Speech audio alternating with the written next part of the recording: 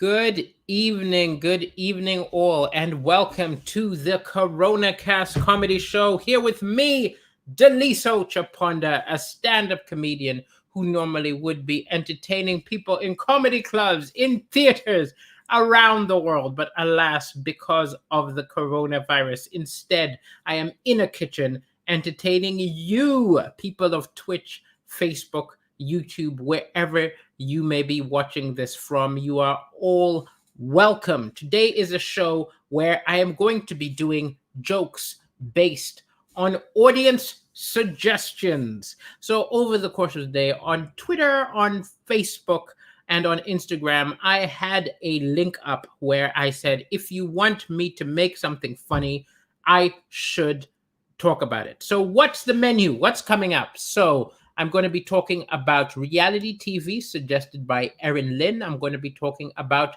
sports cars, suggested by TB Oka. I'm going to be talking about Kanye Wheat, suggested by Toma.gk. I'm going to be talking about the curriculum staying white, suggested by Karen Taylor. I'm going to be talking about me being locked down with an American woman, suggested by Jacqueline Boylan. I'm going to be talking about my time in Malaysia, suggested by Drew Rishi. And I'm going to be talking about lockdown rules, suggested by the living Toblerone. So it's going to be a short show, just 6 subjects, hopefully entertain you. In between each joke, I will chat to the people in the chat. If you've got a question, if you've got a comment, please be responsive. Understand I am a man in a kitchen talking to a computer screen, so LOLs and other such responses, questions, horror, all make me feel less like a man slowly losing his sanity. I may still be losing my sanity, but at least lie to me and let me feel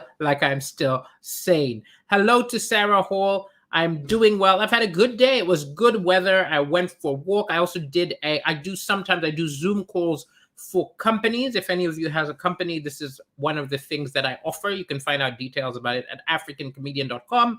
And so I was the Zoom guest of a payment company. They do digital payments, and it was quite fun. It was quite a delightful little thing, which I did today. Hello to Mo the Marshmallow with the fabulous name. Good to have you in the house. Hello to Brent Brooks. I'm glad that you find me a legend. I will admit that I love that bit of UK slang. Okay, without further ado, let's get to the jokes. We're going to start with a suggestion from Ellen Lynn 97, who wanted me to joke about reality shows. I often get requests to talk about reality shows because, of course, my break was on a reality show. And I've always liked talent reality shows, but the most popular reality shows of all are actually the love reality shows, where it's like The Bachelor or The Bachelorette, or where it's like Love Island, where it's people trying to find love, everything from the dating game. And I've never understood why people want to watch a bunch of pretty people getting stuck on an island and falling in love. If you want to get me interested, I don't want to see beautiful people falling in love. I want to watch ugly people falling in love. That's a better narrative. It gives me more hope. I want to watch troglodytes who you can't imagine anybody would fall in love. I want to watch these people struggle to fall in love. That is a better show. Also, who wants to show people coming together? I actually think pain and anguish and anger are much more entertaining. That's real drama. So I propose, instead of Love Island next season, they need to introduce Divorce Island, right? We want to see people yelling at each other saying, "You'll never see your kids again. I hate your guts," throwing stuff. That is real drama. And what we can even have is a spin-off called Divorce Dad Island, but that's going to only air once every 2 weeks. I also have got to say that I am a very ambitious person. This is actually not a joke about reality shows. It's a joke which I did 2 days ago, and I've added a little something to it. So I'm going to talk about it now. Because, when we talk about the search for love and the search for things, I'm actually somebody who is very ambitious, and I'm chasing the fame. I'm chasing the money. Even though I have read all of the books, I've read all of those books which tell you, all of the ancient philosophers, everyone who tells you that money is the root of all evil. ego is not something to be pursued. You need to pursue love. You need to pursue family. This is how to be happy. And even though I know all these things, even though I've read all the books you've read, I still want the shallow stuff. I still want the fame. I still want the fortune. But on the flip side, I think it makes more sense to chase fame and fortune because I can write jokes for 8 hours a day, right? I can work on my career for 8 hours a day and gradually get closer to achieving my dreams. But if you try to make someone fall in love with you for 8 hours a day, that's called stalking. Hope you enjoyed your jokes. Erin Lynn 97. Let's take another look at the chat before the next joke. Sawubona Zandile. I assume you are in Swaziland. Yebo. It's good to have you. I miss my days in Swaziland. The Dank Raccoon, one of my regulars. Good to have you in the chat room. Oh, good. People are coming in. It started out this chat and there were only 13 people. We're now at 52 people and a few more people are coming in. I never know whether Fridays are going to mean a lot of people or not a lot of people. If you were enjoying the show, please do share it or please do start a watch party if you're one of those sort of people. Okay, let's keep going. And Elizabeth Vanterblack, I'm glad you enjoyed the divorced dad joke, which I wasn't sure everybody would get. So I'm glad you got it. Okay, let's keep going to the next suggestion, which was a suggestion by TB Oka, wanted me to talk about sports cars. Right? Now, I have turned 40. A lot of people, when they reach around 40, they have a midlife crisis. And there are things which you do in a midlife crisis, like buying fancy sports cars, which are not in my budget, right? I cannot buy a fancy sports car because I cannot afford a limousine. I cannot afford a Lamborghini, right? I cannot afford a Ferrari. So I started thinking about what do people do who cannot do the typical things that people who are going through a midlife crisis go through. Because I would quite like to have a midlife crisis, okay? So the common things are buy a fancy sport car. I can't do that, but I have bought a fancy new blender, okay? That blender you see behind me, oops, there's a bag in the way of it, but there's a blender over there. Let's say that blender is my version of the fancy sport car. It's not going to impress any 22-year-old bimbos, but that's my sports car. Though, speaking of which, 22-year-olds sleeping with young people is apparently something which you do when you reach a midlife crisis. But because I'm a comedian and I've had the comedian lifestyle for the past umpteenth level, I was doing that anyway. So maybe my midlife crisis would be finding somebody old. I need to find a 60-year-old, and that can be my midlife crisis. Okay, what else do you normally do? You quit your job and you do your dream job. I'm already doing my dream job. Quitting and becoming a comedian, I can't do that because I'm already a comedian. So maybe I have to quit being a comedian and become an accountant. That is how I will express my midlife crisis. If you see me walking down the street holding a blender while next to a 60-year-old woman going into an office of an accountancy, you will know that is Deliso having a midlife crisis. Yet to happen, but maybe it will. Okay, let's keep going. Okay, we've got quite a lot of comments. Hello. Oh, you are the living Toblerone. Hello, Sarah Hall. I did not realize you were the living Toblerone. Well, great to have you here. I think that is a magnificent handle to have on the internet, and your joke is one of the ones which is coming up. Okay. Oh yes, sorry, I totally forgot about that, Zandile. They no longer call it Swaziland. You are now Eswatini. You rebranded like Coke Zero. I always find it interesting when countries change their names. Swaziland became Eswatini. Excellent. Let's keep going. Jacqueline Boylan says, date a teenager. I do not want to be in prison. I'm not going to be doing the dating a teenager. That's okay. Let's see. What else have we got there? Were there any jokes that you thought were too far for BGT? No, actually, they let me do everything, including jokes about slavery. There was one joke about an exorcism they preferred that I didn't do, and so I didn't do it. But not necessarily because they thought it was too far. Let's keep going. Let's keep going. Okay, next up. This was a suggestion from, well, it wasn't even a suggestion, but I was having a conversation about curriculum to stay white. Curriculum to stay white. Now, first of all, I will refer you to a joke which I've done in the past. Some of you may have seen this, and then I will explain how it is. So I grew up going to posh British schools in Africa, right? Surrounded by Africans, but the curriculum didn't make sense because I was in Kenya. I was in Swaziland, surrounded by Africans as far as the eye can see, but I did not learn one iota of African history.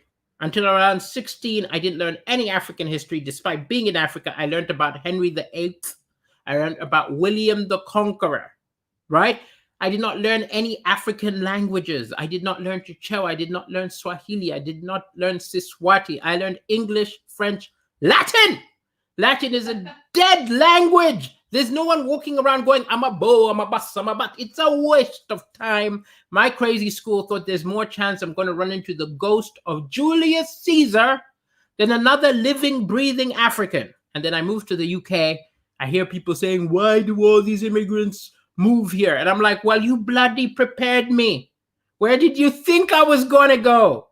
They should have taught me Japanese if they didn't want me here, right? So I've done that joke in the past. And there's been a lot of discussion in the last few months, particularly after the Black Lives Matter, about maybe if the British curriculum for the schools needs a little bit of changing, because it's not even we're saying that they should teach about other countries, but what about teaching all of the history of the country we're in? You know, like they don't teach the British Empire. They don't teach about the slave trade. Even though this is a big part of British history, it doesn't come up. It's like that molester uncle who never gets brought up at Christmas dinners. They don't talk about these things. So there's a big movement saying, maybe teach books from around the world, maybe teach Shakespeare, but also teach Gabriel Garcia Marquez, teach different cultures, different history, or even if you just focus on your own history, talk about the magnificent parts of British history, but also talk about the parts of British history which perhaps we are more ashamed of, so that people get a holistic idea of history, right? So there was a movement, there was a petition or something like this, and a bunch of MPs voted on it, and they said, no, we're not going to change the curriculum. The curriculum is going to stay white. Going to stay white. I don't think they phrased it that way, but they don't. They should have just been honest. We want to keep our history white, right? And I think a lot of it is partly, it's a thing which I've noticed, is people are very precious about their past, right? So when people are saying that they should change things in the present, a lot of people's defense is, I turned out okay. What the hell, right? It's like, oh, maybe we should make, the education system different. Maybe we should do it like I did it that way. Maybe we should, hey, I turned out okay.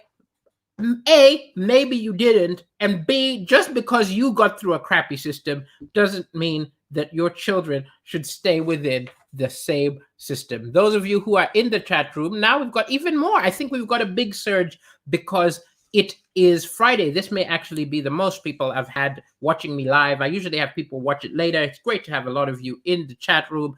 Ask any questions. Tell me your opinion of whether you think the curriculum should stay the same or you think they should change.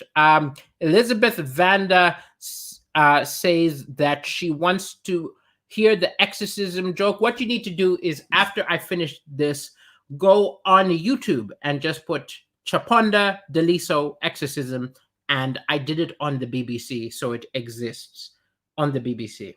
Okay, so it just wasn't on BGT. Excellent. Jacqueline Boylan says you did a play about that white curriculum. Oh, what play was that, I wonder? Jacqueline Boylan says that is also the defense for smacking. It's entirely true. People who want to smack their kids say, look, I turned out okay. Why shouldn't I beat the shit out of my kids? And I'm like, again, maybe you didn't turn out as okay as you think you were. And also, you don't need to smack kids, okay? Just abuse them mentally, okay? Don't punch them in the face. Just make them really insecure and hate themselves, and you will get the. I am, of course, kidding. Okay, let's keep going. So that was the little suggestion. No, this one wasn't even a suggestion. It was just something that came out in discussion. Okay, next suggestion by Jacqueline Boyland wanted me to do a joke about me being in lockdown with that American woman, right? Yes, that American woman who said just now. And I love your phrasing, Jacqueline Boylan. You're speaking like we're in some episode of Downton Abbey or something like that. Like that American woman, that scandalous American woman with her American ways coming to the UK and frightening and horrifying all of us with her rock music and her ways of wearing hats. I will say one thing, which is very interesting, is that I am not necessarily a private person, but I'm a person. I live in a small flat. And if you had talked to me around 6 months ago about the notion of having somebody staying with me for a little while, I would have thought I would go crazy. I would go mad because it's a small place. And then what is interesting is being in lockdown for 3 months, the first 2.5 months of what I didn't speak to another human being live, has really meant that I've actually enjoyed having someone, even though we've got very little space. We have to walk around each other. If we yell at each other, the only place you can go is go hide in the bathroom. There's literally no space. There's not been any yelling yet. But I'm just saying that if we got angry with each other, there's no space. There's nowhere to run, right? It's such a small flat. But it's actually been very delightful. And I started to wonder, has being in lockdown changed me, right? Has being in lockdown changed me? Are there other things that I never used to like that I might like now? Maybe it's time for me to give these things a second shot. Maybe I should take another look at the Twilight books. I'll admit it. I tried to read Twilight. I lasted around 3 chapters and I flung it across the wall. Maybe it's my second time to take a look at Edward and Bella, right? What about things like soap operas? I've never liked The Bold and the Beautiful or EastEnders. Maybe after lockdown, I'll be able to give them a second shot at the title. Okay? What about raisins? I've always hated raisins. Maybe after lockdown, I'm going to like it. Sex in public. I've always been a private person. I've never wanted to go to the public bath or go to a mountain and have sex on a mountain. Maybe I will like it now. Well, it's true. I can't make any assumptions. Maybe my tastes have changed. We all may have been changed by lockdown. You might not even know the new person you are. Start experimenting with things you thought were horrific, and you may find yourself pleasantly surprised, right? Are you saying 3 months ago you thought it was horrific? I didn't think you were horrific. Oh. Awesome. Excellent. Drew Rishi says that but how do you know? So Drew Rishi says that, well, she's a beautiful girl. How do you know? She's not on screen, Drew Rishi. Have you been stalking? How do you know these things, Drew Rishi? Let us know, okay? Excellent. I think you may have a stalker, Drew Rishi from Malaysia. So, what else do we have here? Bits or subs, can pick what I buy. The Dank Raccoon, I actually don't know really how Twitch works. I will happily get a bit or a sub, but also I recall banning you from sending me any money until you had bought your computer, which you're saving up for, because I am, I appreciate all of the donations, but I would not want somebody who is a student and young to be giving your hard-earned money to me when I pitch my please donate mainly at people who are CEOs and people who have extra disposable income. So I appreciate it, but first buy your computer, then consider the bits and subs for Deliso Chaponda. Okay, excellent. Let's see, what are we doing? Jacqueline Boylan said, I didn't know her name. That's why I said that American woman. It made it funnier, so I'm glad you called her that American woman. And a woman. She is American and she is a woman. So you are entirely accurate. Let's keep going, ladies and gentlemen. We move on to the next subject. Next subject coming up is Drew Rishi wanted me to talk about my time in Malaysia. Now, I actually have been to Malaysia 3 times. I've been to Malaysia. I do a tour where I go to Singapore, Malaysia, Indonesia, and what was the 4th country? We did like 4 countries, and I've done it a few times, and it was absolutely great. There was one year where we were doing Vietnam as well, but they canceled the Vietnam leg. But I've done it several times, and you clearly live there, and you just wanted to know some things. So I will tell you this. I had a very interesting time. We were staying in a very odd hotel, right? We're staying in a very odd hotel within Malaysia. And I realized it was a very odd area. And then I gradually pieced together that it was clearly the red light district, right? Because late at night, women would be walking around outside and all sorts. So I went to Jonathan Ashton, who was the person who booked us the hotel. And I was like, dude, why have you got us staying in this unsafe place? Why have you got us staying in the red light district? And he said, oh, no. Actually, the red light district is the most safe place we could put you because it's run by the triads, right? Like crime people. And because they don't want any police attention, they make sure that it's safe, which is some of the most bonkers logic I've ever heard, in that it is a safer area and a better hotel to be because gangsters are making sure that it is going to stay safe. Now, there's been a lot of discussion in what they should do in America to deal with the fact that there has been, people are reevaluating the police. Some people are saying defund the police or restructure the police. Maybe the solution is don't have the police in charge of running stuff, have organized crime involved. We need to call the mafia and say, hey, can you start policing these streets? But that happened to me in Malaysia. And the other thing which happened while I was staying in the red light district in a hotel, between gigs, I noticed I was approached by a lot of people who were saying, hey, you want happy ending? Hey, you want happy ending? Hey, you want... I was pitched a lot of happy endings. And I remember backstage saying to the other comedians, isn't it great and bizarre that where we're living, they keep saying, hey, do you want a happy ending? Hey, do you want a happy ending? And all the other comedians said, they don't say that to me. Which made me realize that I am the only person getting these pitches. What is it? Is that my face? Do I have that look? Do I have a looking for happy ending look? Because I did not think that was my look. You are watching me. You can see my face. You tell me what you think. Why was I the only comedian who was getting these offers? It's not racial profiling. It's pervert profiling. And I am offended. Okay.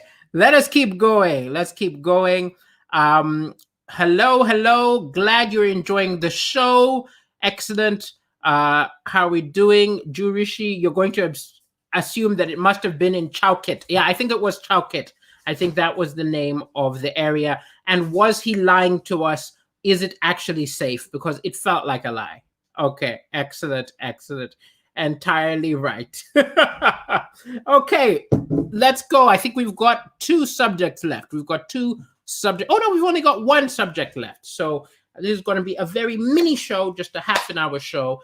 And in half an hour, I will be on twitch.tv/TheLeeSearcherPodder, where I'll be doing a little bit of gaming, a little bit of chat. If I missed one of your questions, there were a lot of questions, and I was just seeing the ones which jumped out at me. If I missed a question and you want me to answer it, just come join me on Twitch in like half an hour, because that is when I have time to answer everybody. Okay, let's go on to the final subject.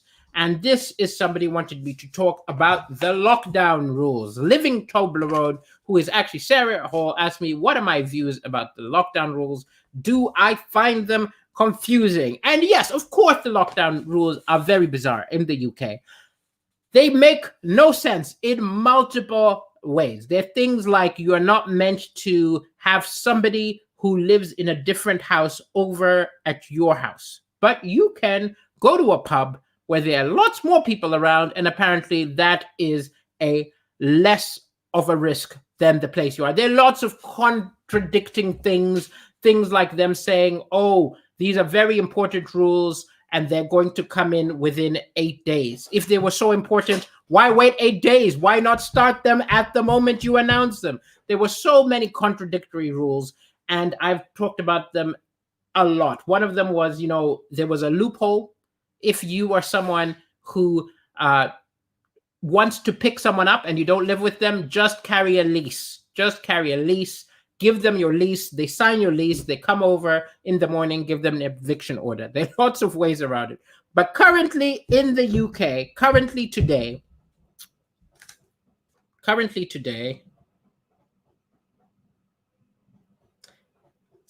I don't know if you're aware of this. So I live in Manchester, which is in the north of England, right? And they had eased lockdown, and now they've ramped the lockdown back up, right? They've eased lockdown, they've ramped the lockdown back up, but they've ramped the lockdown back up in ways that don't make sense, right? When it was retail shops were closed, you could see that is going to prevent the spread of the disease, right? But now they're like, oh, no, shops is still open. We're just going to say, don't have anybody else over at your place. And how do they enforce this, right? I don't see any police going around finding out so they've created new rules which are unenforceable, and it just creates this sense of me where they want the appearance of doing something without actually doing something, which is very weird, right? I think we are all aware there are times when you'll do things like where you want the appearance of doing something without doing something. This is like somebody going to the bathroom and taking a piss, right? And not wanting to wash their hands. And then when they walk out, they want people to think that they washed their hands in the bathroom. So they start doing this. Right? And it's just they want people to think that they were washing their hands, but they weren't washing hands. I don't understand the idea of this, where it's like either actually do something or don't do something. Why would you do something half-assed and just extend it? I don't enjoy lockdown. Nobody enjoys lockdown. But if we're going to do it, why don't we do it all the way, right? Hello, Teal Harris. Good to have you in the house. Hello, everybody here. This is pretty much the end of the show. So if we have got any ideas and any questions or so, this is your last moment to holler them, because in around 30 seconds, I am out. Jacqueline Boylan says, you have been asked to spy on me. The American woman has to stay or you get arrested. Absolutely brilliant. Okay, hello, Vijank. Jane, you agree with me too. Also, I want to just mention in passing that Craig Whitaker, a Tory MP, was being interviewed, right? He was being interviewed about the rise in coronavirus cases, and he randomly said he blamed it on the Black and Asian community who are not following the rules. This was entirely anecdotal. He had no statistics. He just randomly said it's called the Black and Asian community. And I've been walking around the street, and I have seen lots of people not caring, of all races. I have seen people of every single race and every single community who don't care, but I similarly have seen people of every single race and every single community who do care and are observing the restrictions. It seems very absurd that this member of the government would choose to be blind to everybody who is breaking the rules and only notice the ones who are Black and Asian and minority communities. And I actually theorize that he has some kind of eye problem. Yeah, some kind of eye problem where he cannot see white people. He can only see brown people. So I feel very sorry for him, and I hope that he can get an appointment at Specsavers to look at his problem, because he clearly can only observe it when Black people are breaking the rules. But To be fair, Twitter is doing the job for him. Underneath his post, there are loads of people who have taken pictures of the white people breaking the rules and said, haven't you seen these people? So thank you so much, ladies and gentlemen. Exactly, says Linda Halverson. They were wearing masks before everybody. That, ladies and gentlemen, is the end of the Coronacast Comedy Show. To be continued. I will be back. Wait, let me make sure I'll be back tomorrow. Oh, no, I won't be back. It's a weekend, so I won't be back tomorrow. I take the weekends off. I have a Zoom gig tomorrow, but I will be back with a Coronacast Comedy Show on Monday on Monday. And also, if any of you are a fan of Hugo Rifkin's radio show, I'm going to be a guest on Hugo Rifkin's radio show tomorrow doing jokes about cycling. Have a good night.